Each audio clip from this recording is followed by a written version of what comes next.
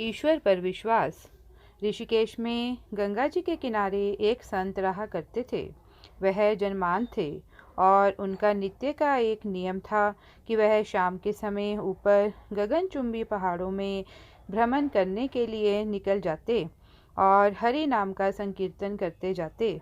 एक दिन उनके एक शिष्य ने उनसे पूछा, बाबा, आप हर रोज़ इतने ऊंचे ऊंचे पहाड़ों पर भ्रमण हेतु जाते हैं, वहाँ बहुत गहरी गहरी खाइयाँ भी हैं और आपको आँखों से दिखाई नहीं देता।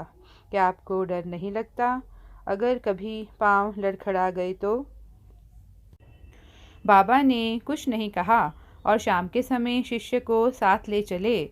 पहाड़ों के मध्य थे तो बाबा ने शिष्य से कहा, जैसे ही कोई गहरी खाई आए तो बताना। दोनों चलते रहे और जैसे ही गहरी खाई आई, शिष्य ने बताया कि बाबा, गहरी खाई आ चुकी है। बाबा ने कहा, मुझे इसमें धक्का दे दे।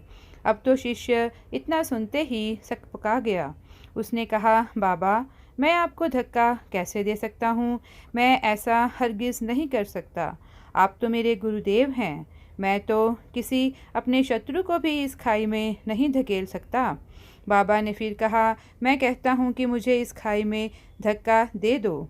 यह मेरी आज्ञा है और मेरी आज्ञा की अवहेलना करोगे तो नरकगामी होगे। शिष्य ने कहा, बाबा, मैं नरक भोग लूँगा मगर आपको हरगिज़ इस खाई में नहीं धकेल सकता। तब बाबा ने शिष्य से कहा, रे नादान बालक, जब तुझ जैसा एक साधारण प्राणी मुझे खाई में नहीं धकेल सकता तो बता, मेरा मालिक भला कैसे मुझे खाई में गिरने देगा? उसे तो सिर्फ गिरे हुओं को उभारना आता है, गिरे हुओं को उठाना आता है।